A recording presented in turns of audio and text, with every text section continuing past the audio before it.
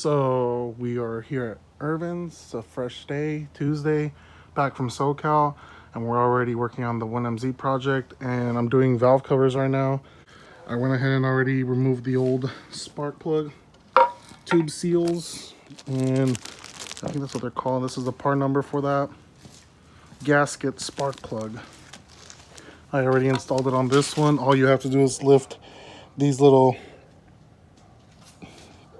caps, I guess. But I installed the new ones, and then for the gasket itself, it's over here.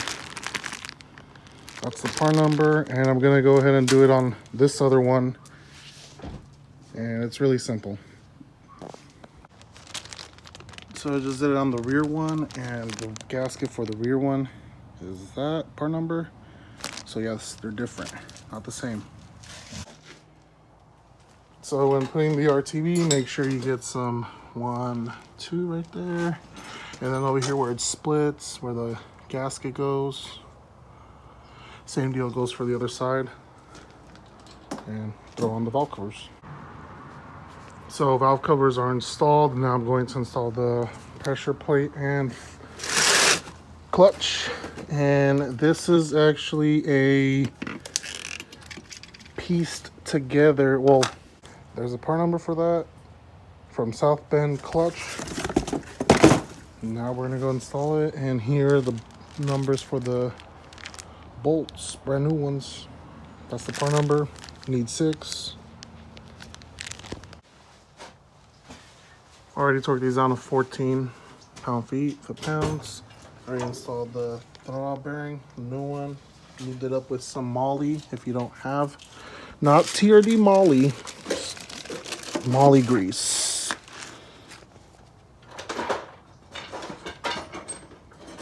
Moly. So that should be fine. Steering rack is installed. We had to adjust this one. So what I recommend doing is install this one in first, and then that one, because that one you can just to slide. And Irvin mentioned that he had to remove the bolts from the sway bar. Yeah, to loosen that so that we can feed the bolt for the power steering rack. And it's in already, so now we're gonna tie in the bracket, the bolts for the bracket. And I got this power steering rack off eBay for like 150-ish. Can't find one new. I'm pretty sure they're all just rebuilt. I mean, you can see the overspray on the caps right there. Because why paint it black? Why not paint it turquoise? So it's not always fun and games. We gotta drop the subframe actually, because one of the bolts for the bracket for the sway bar was chewed up, and hopefully it focus. So here we go. Look at that. So what I was doing is I grabbed the other good one and I tried to get it through the, or I tried to feed it, and it just wasn't grabbing. So where's the oh yeah. We pretty much tapped the hole, and now it's good, hopefully, knock on wood. And fun times. These are the parts where I don't like, but it is what it is. So hopefully it works. I'm gonna go ahead and try it right now. So subframe is back on. Power steering rack is installed. Got that pesky sway bar bracket bolt installed as well. Found out the sway bar end links are stripped to crap, the nuts. So I'm gonna have to buy some new ones of those. I'm pretty sure I thought I ordered some, but I guess I didn't. So another Rock Auto sale, or another Rock Auto order. What else? So now we gotta focus our attention on mounting the transmission to the 1MZ, but I think Irvin said that 2 of the holes are stripped or something. What did you say? Yeah. So we got to figure that out before we start mating it and possibly putting it in the engine bay. So what's going on? We're cleaning up the threads. Because who messed them up? Oh my god, that's a lot. Yeah, it's the beginning. Usually if like they fuck up like too far deep, that's when usually you have to helicoil it. But this one, it really was just the beginning. A couple threads. So I was able to clean it up.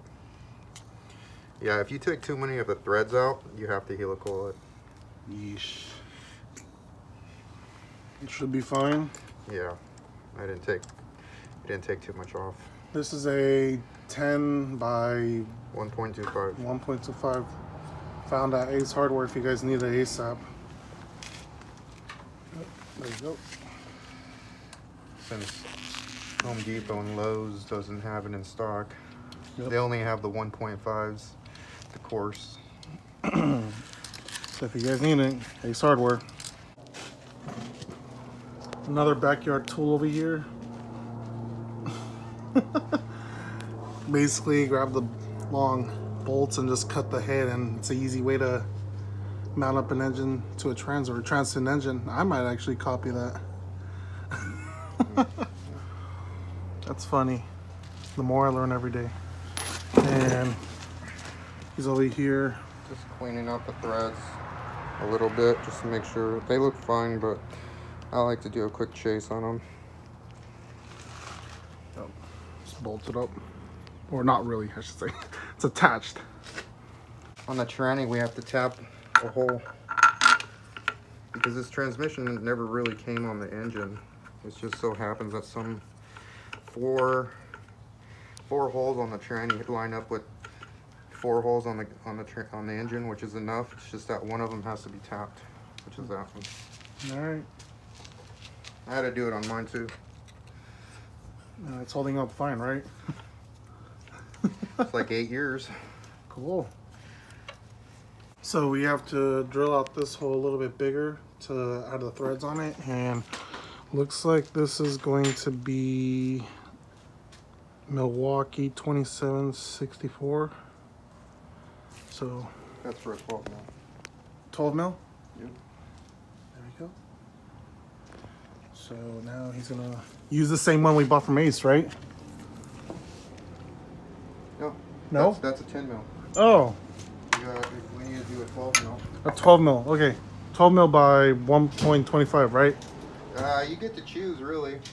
The factory one is 125. The problem is you have to order 1.25 in most cases online because not a lot of places carry 12 by 1.25 bolts. Mm-hmm. So I might just do 12 by 1.75. All right, as long as it works. Well, it works. It's just, it might be easier to find bolts because it's a coarse. Tranny made it to the 1MZ.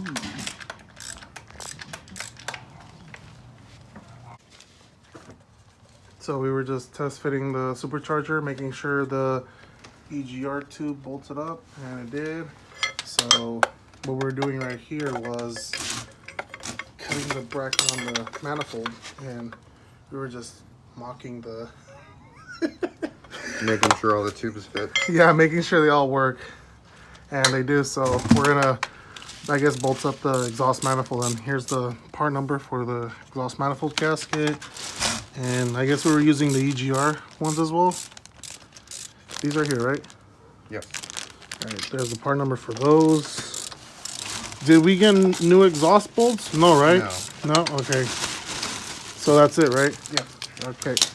One thing I did forget to mention was I did buy a 97 to 01 Toyota Camry V6 power steering pump bracket. And then I bought this power steering pump off Rock Auto. And just when you go to pick and pull or whatever junk you guys are local to, make sure you get the brackets for the power steering pump and the pulley. So we bolted that up, and manifold also as well. So we're going to be replacing all the studs and nuts for the EGR components. This is the stud part number. And this is the nut part number for those that are trying to replace those, which I highly suggest you do because usually those are all corroded, oxidized. And here's a better look at that portion that we cut off the bracket. Doesn't have to be 100% clean, just enough to clear right here. Got the new gasket installed. Let's go ahead and see if this will go in today. Doing the 2-nut method right here to install the studs.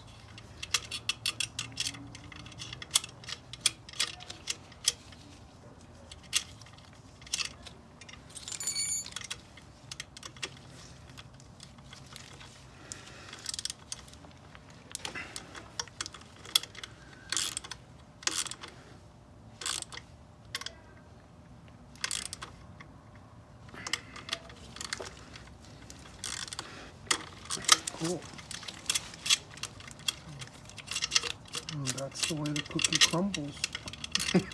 And that's the way the cookie crumbles.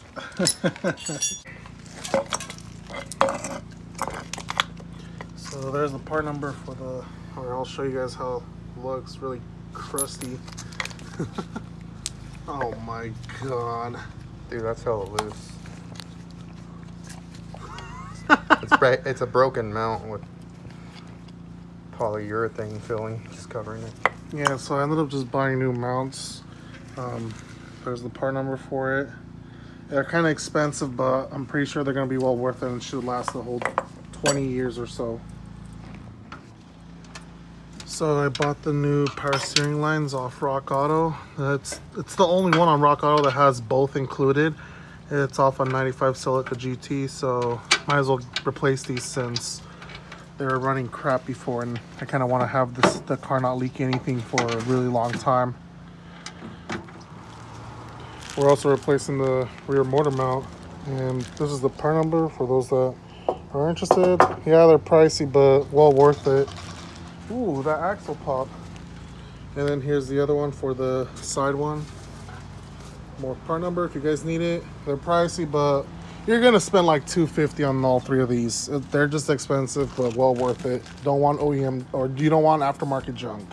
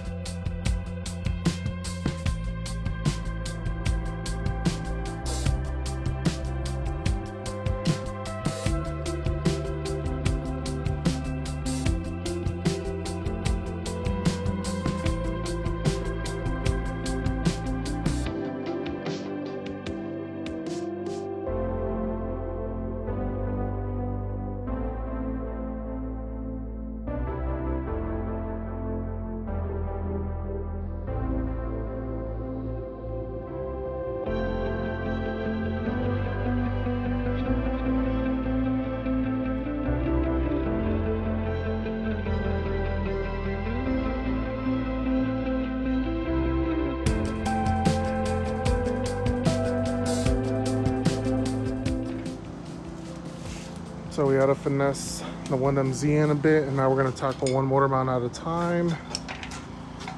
Took a little bit of work to get it through, but we did put a towel right here to avoid scratching up the frame. Now he's gonna put the front one in. What happens when you buy someone else's project? Literally every thread is stripped in this shit. Bullshit. Make sure you have a 10 1.25, a 12 1.25, and an 8 1.25 on hand, because you guys are gonna need it. So with here you got a good view. So with the Supercharger, it looks like we do clear the GT4 hood. Look at that. GT4 hood latches, right? Hood latched. But with this, the pulley brackets, you're gonna need to modify the skeleton of the hood, but we're gonna use it without this, and it does clear. I can look at that. Yeah, I can see right here.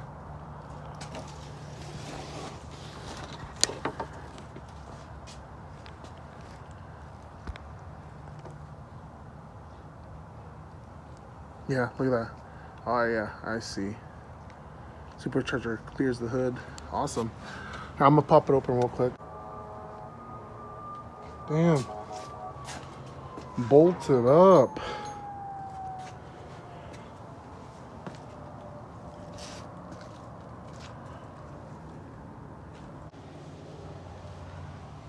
So Erwin is predicting, or says It's not gonna clear. It's gonna clear. he says it's gonna clear. And then you can see how it's clearing the AC lines. We have plenty of room over here and Take plenty a shot from straight forward. See how much. Basically holding it where the alternator is gonna go. Yeah. See, even if it was like that extreme, it's still clearing. Yeah, I guess we should be fine if we run it bracketless. So for the passenger side motor mount, we were thinking about reusing the old one and maybe using like a flat plate to get attached from here all the way like that. And if we want to use like a thicker piece, just raise it up a little bit. Shouldn't be an issue. But that's kind of what we want to use. We want to use the original mount, make it look stock as possible. But shouldn't be too hard. What goes here? A coolant hose. Oh, we can just cut that shit off then. Oh yeah, you're right. Yeah, we could like trim it right here a bit. Right. It'll clear. You just trim it there. Yeah, so with the pulley bracket, it still clears. Well, as it is right now, no, but you would have to cut maybe a little bit right here if you don't want to mess up your GT4 hood. You could probably cut it right here a bit. It was just by a little bit. But look at that, we got plenty of room right here in the front to run that Mishimoto radiator, and there's like a lot of room in the back. Once you remove the supercharger, there's like ample room space even to work on the rack and pinion. Like, yo, why didn't I tell you to just dump something like this? Fucking compete with the Mitsubishi Eclipse. Right. All the space. It has hella space, dude. It doesn't look as big in the engine bay. Yeah, especially with just an intake of the air cleaner.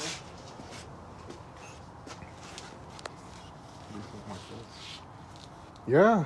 Fuck, dude.